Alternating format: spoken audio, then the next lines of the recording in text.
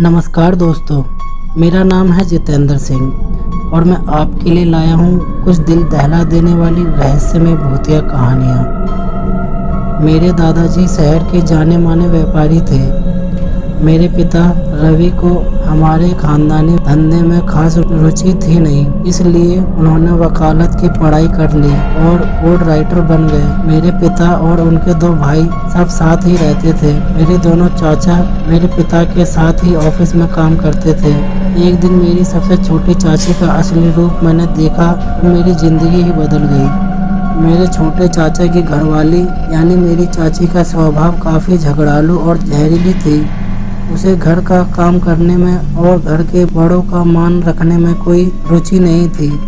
मेरे दादा दादी को वह बार बार अपमानित किया करती थी और उसकी गतिविधियां भी काफ़ी संदिग्ध थी। एक रात 3 बजे मेरी नींद खुल गई। मैंने खिड़की से बाहर देखा तो पता चला कि मेरी चाची अपने बाल खोलकर बरामदे में खड़ी आकाश की ओर देख रही है। देखकर कुछ बड़बड़ा रही है। मैंने फौरन नीचे जाकर देखा और पड़ताल की तो देखा कि चाची ने अपने मुंह पर खून लगा रखा है और उनके एक हाथ में मरी हुई बिल्ली की मुंडी है और दूसरे हाथ में बिल्ली का धड़। चाची का यह रूप देखकर मैं तो दहल गया और मेरे हाथ पांव सुन्न पड़ गए। डर के मारे मेरी छोटी सी चीख निकल गई। मेरी बुरी किस्मत की चाची ने वहां मुझे देख लिया। चाची फौरन उसी हालत में मेरे पीछे भागी। यह सब देखकर मेरे तो पसीने छूट गए। मैं कांपता हुआ अपने रूम में भागा और दरवाजा बंद कर लिया।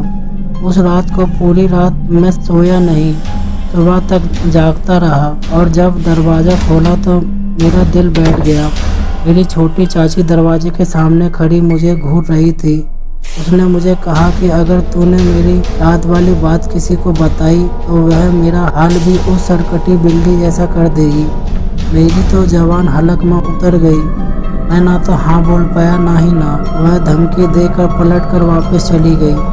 अब आगे मेरी रातों की नींद हराम हो चुकी थी। मुझे लगता था कि कहीं यह डायन जैसी दिखने वाली मेरे खानदान में से किसी का भोग ना ले ले। करीब एक आध हफ्ते के बाद फिर से देर रात मेरी नींद खुली। बरामदे में कुछ आवाज़ें आ रही थी। मैंने देखा तो मेरी चाची खड़ी, उसके साथ में कोई अघोरी तांत्रिक खड़ा और वह तांत्रिक सिर्फ एक कच्छा पहने खड़ा है और उसके पूरे बदन पर राख मली हुई है। अब मैं रुक नहीं सकता था। मैंने फौरन शोर मचाया और पूरे घर को इकट्ठा कर दिया।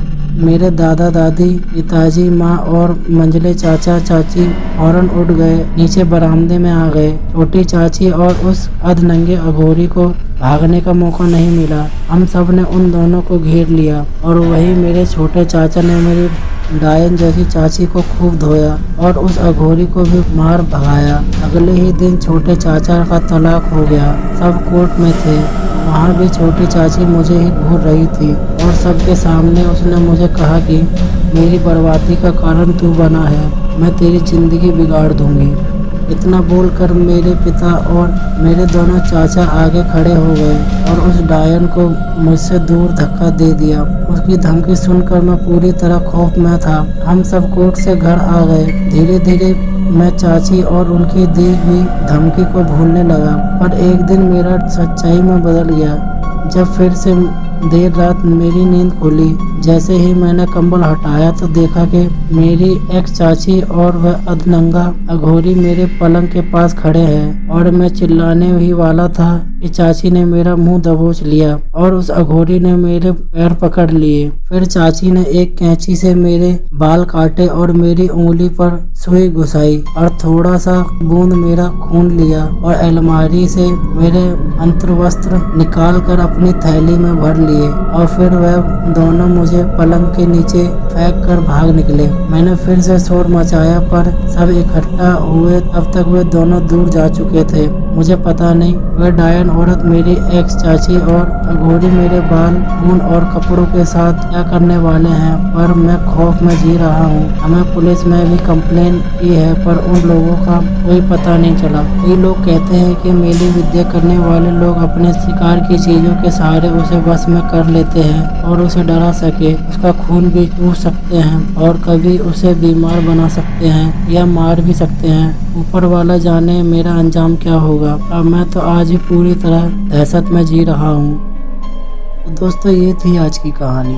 अगर आपको ये कहानी अच्छी लगी हो तो इस कहानी को लाइक करें, कमेंट करें और अपने दोस्तों के साथ फेसबुक और व्हाट्सएप पर शेयर करें। और अगर आपको भूतिया कहानियाँ सुनना अच्छा लगता है तो हमारे इस चैनल को सब्सक्राइब ज़रूर करें और सपोर्ट करें और बेल आइकन दबाना ना भूलें, क्योंकि हम ऐसे ही रहस्यमय भूतिया कहानियाँ रोज़ अपलोड करते हैं। और वीडियो देखने के लिए धन्यवाद।